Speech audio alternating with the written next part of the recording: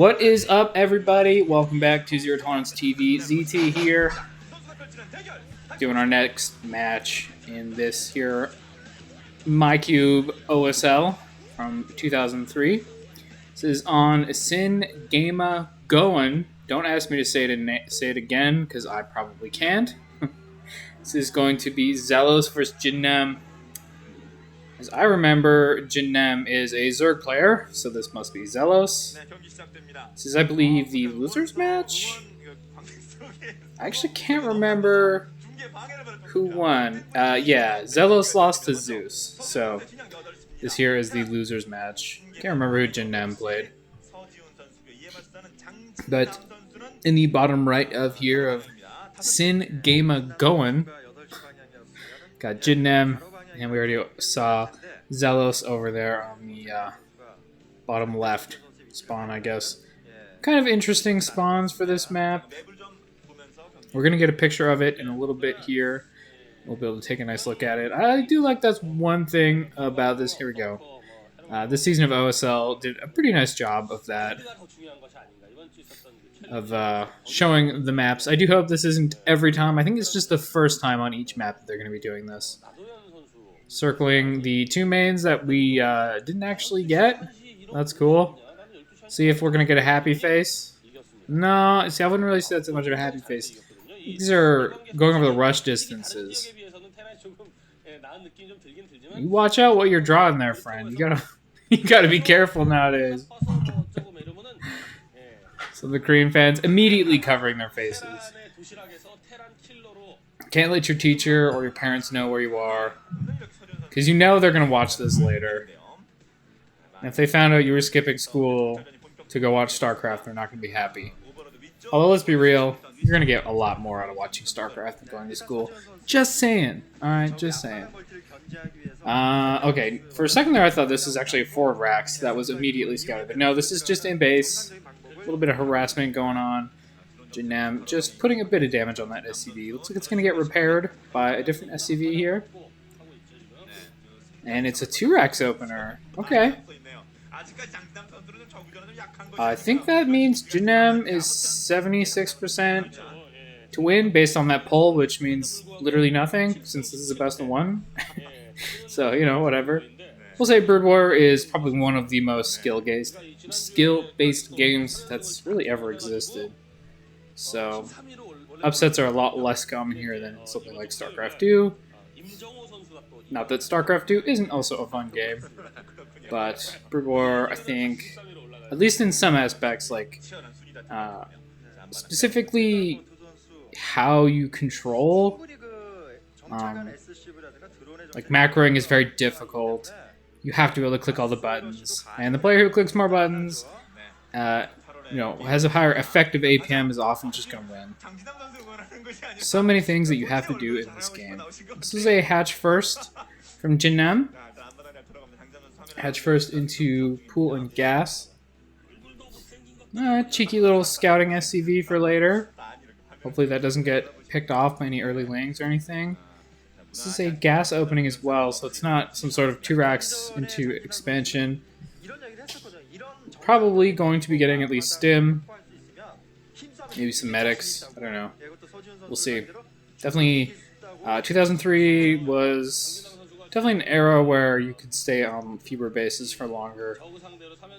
Nowadays, it's very difficult to stay on one base for a long time. The game's just so mapped out. But I would say you probably still need to get something done with this early bio to really not be behind here against something like a hatch first. But then again, you know, you've got a lot of extra bio. 2-racks before your expansion gives you quite a strong army early on.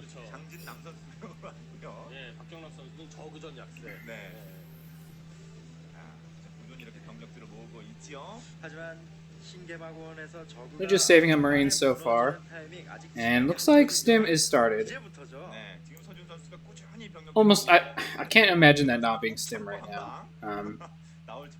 Range is very good, obviously, but against slings early on, especially once you have something like a Fire Bat, Stim is just so much better. We do have the 1 medic, 1 Fire Bat with 8 Marines.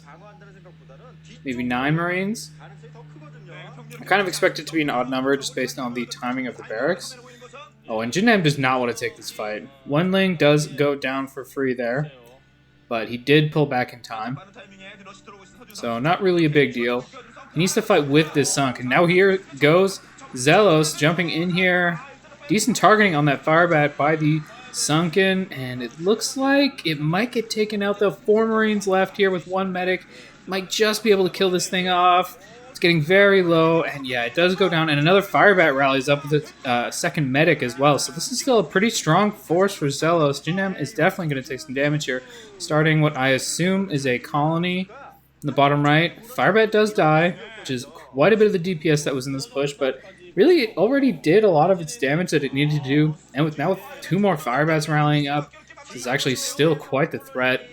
XellOs might even get this hatch. That would be pretty amazing damage here.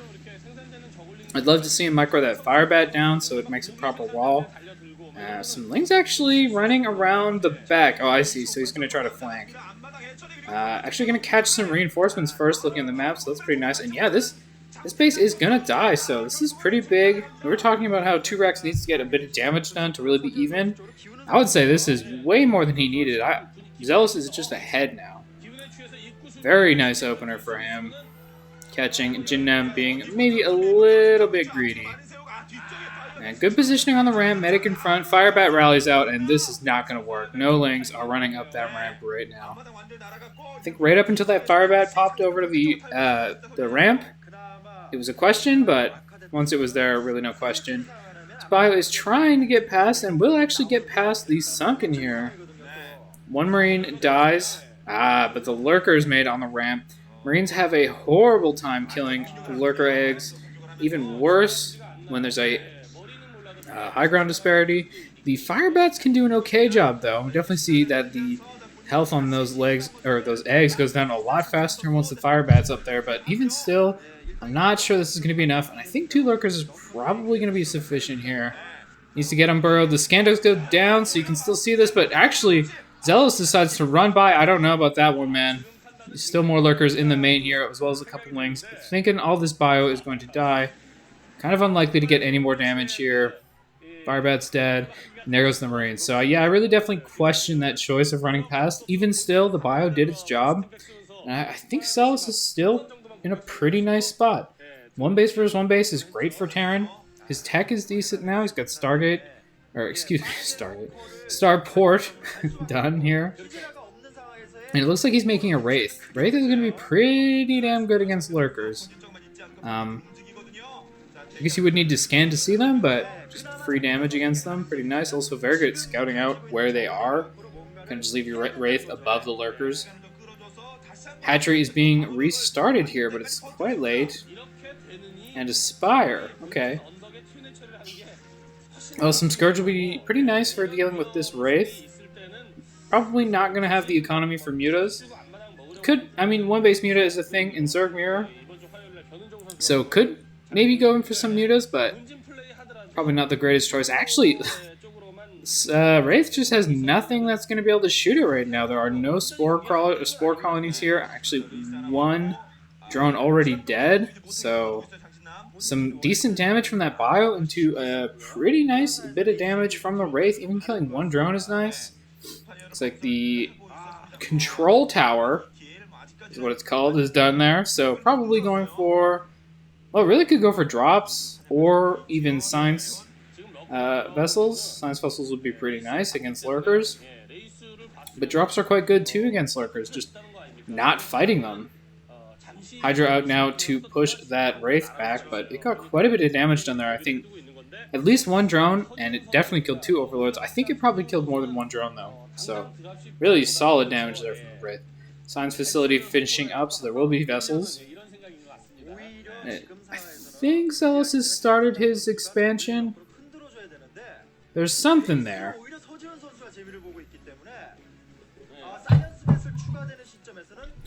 We'll need to have that at some point.